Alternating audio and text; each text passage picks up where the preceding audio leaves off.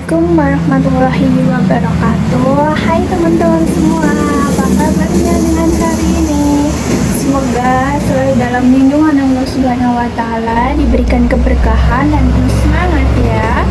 Perkenalkan, nama saya Salsabila Sofi Nur Aini, NIM 233131055 dari Prodi Pendidikan Islam Anak Usia Dini, Fakultas Ilmu Tarbiyah, Universitas Islam Negeri Raden Mas Said, Surakarta.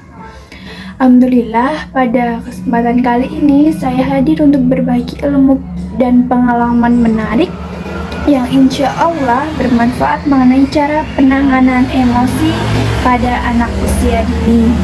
Wah, topik ini sangat menarik banget loh teman-teman, terutama bagi kita yang ingin membentuk generasi yang kuat dan berkarakter islami sejak usia dini. Kita semua tahu bahwasanya anak-anak adalah anugerah Allah yang luar biasa. Tapi bagaimana ya cara kita membantu mereka dalam mengelola emosi dengan baik saat mereka sedang marah, sedih, atau bahkan terlalu senang? Yang tentunya dengan penuh kasih sayang yang tepat. Tema ini sangat penting karena emosi adalah bagian dari perkembangan anak yang harus kita pahami dan arahkan dengan baik sesuai dengan nilai-nilai agama Islam. Jadi buat kalian para orang tua, calon pendidik, atau siapa aja yang peduli dengan pendidikan anak usia dini, yuk kita pelajari bersama-sama, insya Allah akan bermanfaat buat kita semua. Stay tune ya.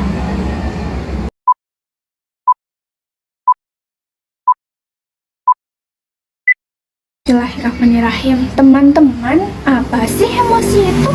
Emosi itu apa ya?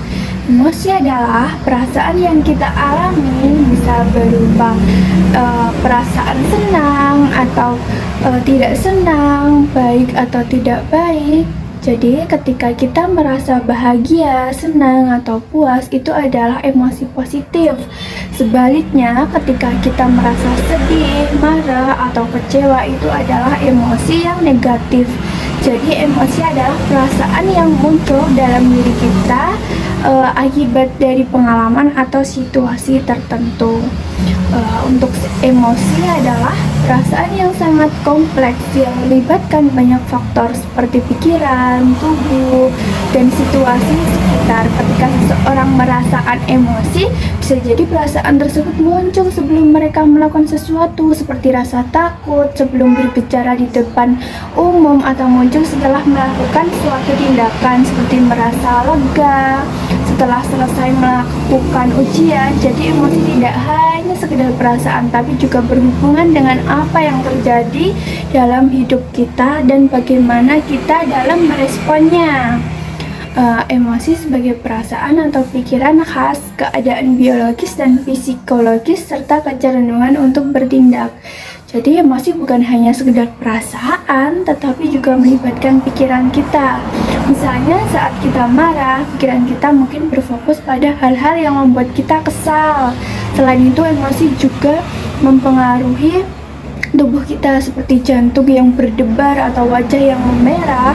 Emosi juga mendorong kita untuk bertindak seperti berteriak, menangis, dan tertawa. Jadi emosi itu membentuk perasaan yang kita alami, bagaimana tubuh kita meresponnya, dan dorongan untuk melakukan sesuatu. Emosi ada dua macam teman-teman, ada emosi positif dan emosi negatif. Emosi positif yaitu terdiri dari perasaan rela, kebahagiaan, kesukaan, lucu, ingin tahu, rasa cinta, kegembiraan, kesenangan, dan ketertarikan. Sedangkan untuk emosi negatif sendiri itu terdiri dari perasaan tidak sabaran, rasa jengkel, rasa takut, kebimbangan, rasa cemburu, depresi, rasa marah, rasa bersalah, dan kesedihan. Hal tersebut perlu dikontrol oleh anak karena emosi memiliki dampak besar pada perilaku dan kesejahteraan mereka dalam menjalani kehidupan sehari-hari. Selain itu, faktor yang mempengaruhi perkembangan emosi pada anak juga harus diperhatikan. Di antaranya yaitu yang pertama, keadaan dalam diri. yaitu keadaan dalam diri anak seperti kesehatan, fisik, genetik, dan kondisi psikologis sangat mempengaruhi bagaimana mereka merasakan dan mengelola emosi.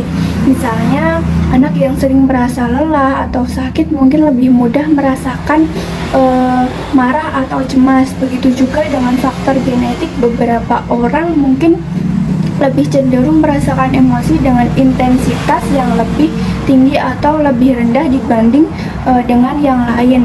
Yang kedua yaitu konflik dalam proses perkembangan. Selama masa perkembangan, anak akan mengalami berbagai konflik atau tantangan seperti perubahan fisik atau sosial yang bisa mempengaruhi emosinya. Misalnya pada usia remaja, anak mungkin merasa bingung atau cemas karena perubahan dalam bentuk tubuh dan hubungan dengan teman-temannya. Konflik internal ini juga menyebabkan emosi yang kuat seperti kebingungan atau ketidakpastian yang mempengaruhi bagaimana mereka merespon perasaan dan situasi. Yang ketiga yaitu sebab-sebab dari lingkungan sekitar seperti keluarga, teman, dan sekolah itu juga sangat mempengaruhi perkembangan emosi anak. Jika anak tumbuh dalam lingkungan yang penuh dukungan, mereka cenderung merasa lebih aman, lebih mudah diterima, mudah mengelola emosinya. Sebaliknya, jika anak mengalami tekanan, konflik atau kekerasan di dalam rumah atau di luar rumah, anak ini dapat mempengaruhi cara mereka merasakan dan mengungkapkan emosinya, misalnya merasa cemas, takut, atau marah, seperti itu. Selanjutnya yaitu mengenal temperamen dan emosi. Emosi yaitu perasaan yang keluar dari diri seseorang sebagai respon dari sebuah interaksi. Sedangkan temperamen itu adalah emosi yang dimiliki seseorang dan sifatnya turun-temurun serta mempengaruhi kepribadian dari diri seseorang. Tipe temperamen anak ada tiga. Ada tiga ya teman-teman. Tipe temperamen anak ada tiga. Yang pertama adalah easy child, yaitu anak dengan tipe ini biasanya ceria, mudah bersosialisasi, dan tidak rewel. Mereka memiliki jadwal yang teratur seperti waktu makan atau tidur. Jadwal ini juga cepat, anak-anak ini juga cepat dalam menyesuaikan diri dengan situasi baru seperti bertemu orang baru atau menghadapi perubahan di lingkungan mereka. Yang kedua yaitu ada difficult child, yaitu anak dengan tipe ini cenderung lebih sensitif dan sering merasa tidak nyaman dengan perubahan. Mereka mungkin lebih sering rewel, sulit diatur, atau bahkan lambat dalam menerima sebuah aturan. Misalnya kalau ada perubahan rencana mendadak, mereka bisa merasa kesal bahkan sampai menangis. Yang ketiga yaitu ada slow to warm up to child, yaitu anak ini butuh waktu lebih lama untuk merasa nyaman dengan hal baru seperti lingkungan baru atau bahkan orang yang belum ia kenal sama sekali. Awalnya mungkin terlihat pemalu atau canggung, tapi kalau sudah mengenal, sudah terbiasa, mereka bisa menjadi lebih percaya diri dan menikmati situasi tersebut. Contohnya ketika mereka itu mungkin akan mengamati dulu sebelum ikut atau bermain dengan anak-anak yang lain, atau ada orang yang mengajak anak tersebut untuk bergabung.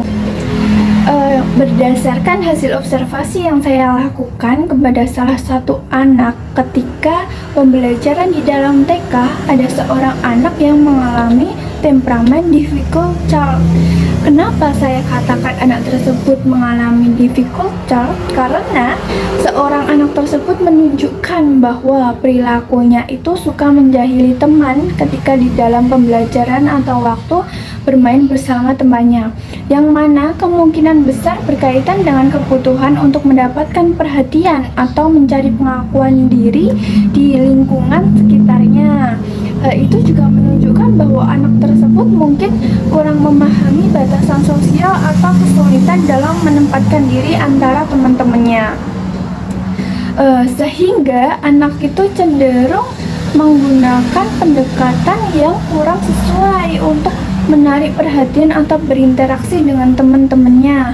Selain itu, anak juga sering mengalami mood swing, perubahan moodnya, serta menunjukkan penolakan atau ketika diminta untuk melakukan sesuatu kerap sekali tidak mau menyesuaikan seperti dengan teman-temannya yang lain, disebabkan oleh ketidakmampuan anak tersebut dalam mengelola emosi dan dorongan yang kuat untuk meregulasi kontrol atas dirinya sendiri. Ketika suasana hatinya itu berubah drastis, dia sulit mengikuti arahan yang diberikan oleh gurunya, sehingga anak tersebut itu sering tidak nurut dan memilih mengikuti keinginannya sendiri. Dalam studi kasus seperti itu, bagaimana penanganan kita sebagai orang tua atau pendidik kepada anak ya teman-teman? Yang pertama yaitu berlatih mengenali emosi dalam dirinya anak. Melatih anak untuk mengenali emosinya adalah langkah awal yang penting, karena anak dengan temperamen sulit seperti itu seringkali tidak memahami apa yang mereka rasakan. Dengan berbicara tentang perasaan setiap hari, anak dapat belajar untuk menamai emosinya.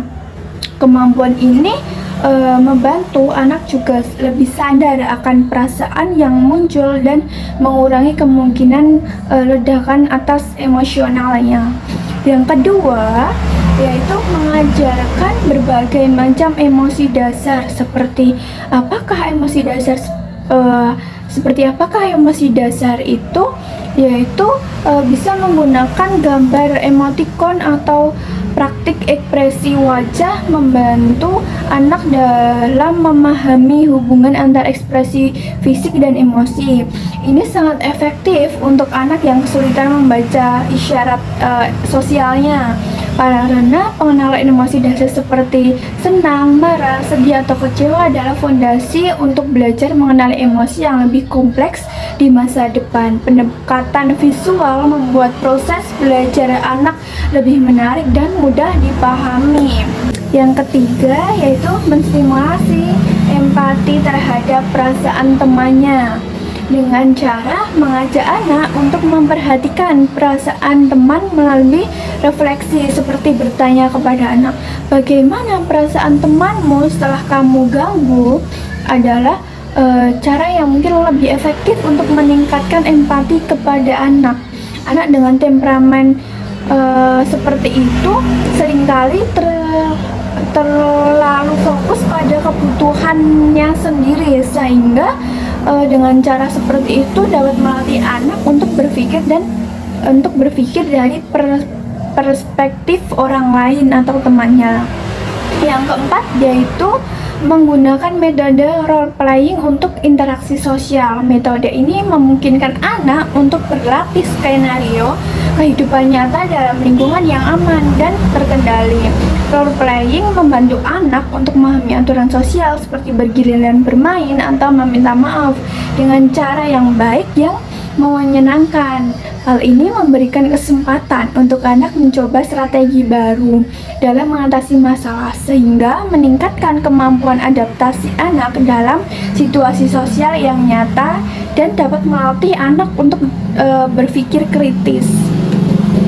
Yang kelima yaitu mengajarkan teknik pernapasan sederhana untuk mengelola emosi. Dapat dilakukan dengan cara mengajak anak melakukan latihan yang menyenangkan dan mudah dipahami.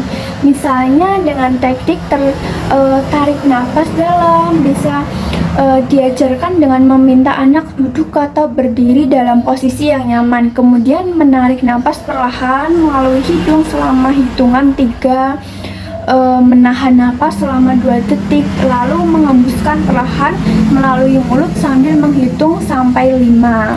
Latihan ini sebaiknya dilakukan secara rutin, baik saat anak sedang tenang untuk pembiasaan maupun saat anak tersebut mulai terlihat mengeluarkan emosionalnya.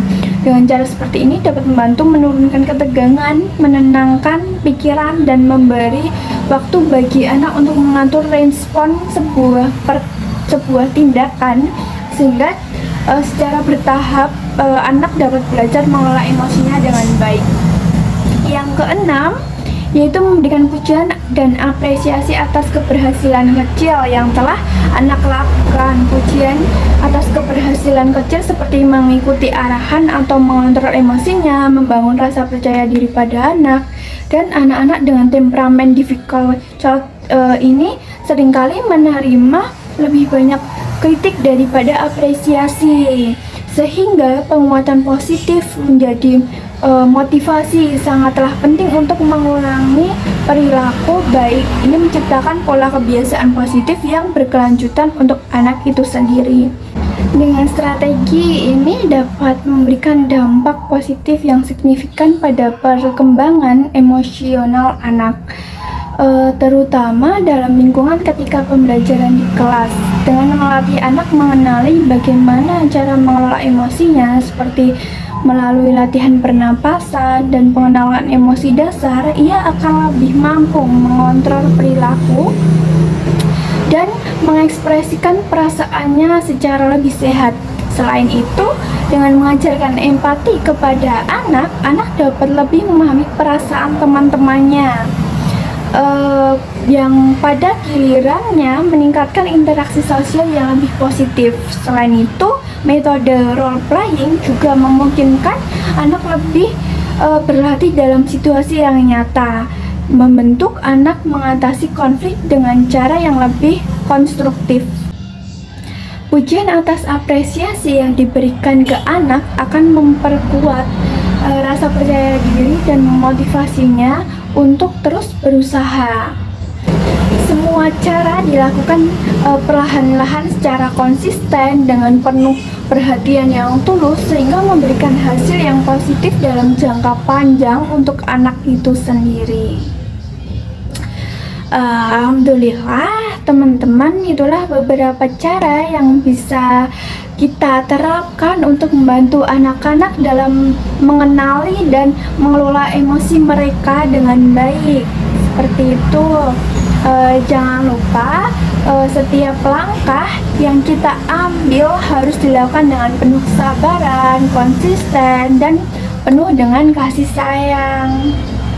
Sebagai pendidik atau orang tua, kita memegang peran penting dalam membimbing anak-anak untuk menjadi pribadi yang lebih baik dengan kemampuan mengelola emosi dan berinteraksi secara sehat dengan orang lain maupun teman-temannya. Insya Allah dengan pendekatan yang tepat kita bisa membantu mereka tumbuh menjadi generasi yang kuat, berkarakter Islami, dan mampu menghadapi tantangan hidup dengan bijaksana.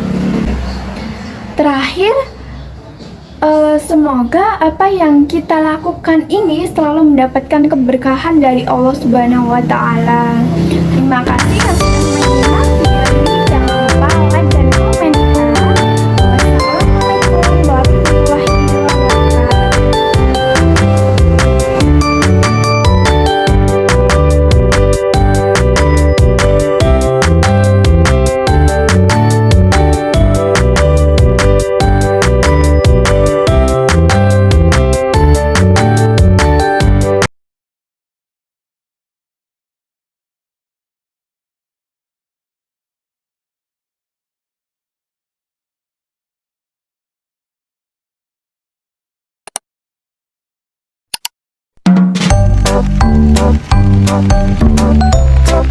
wabarakatuh.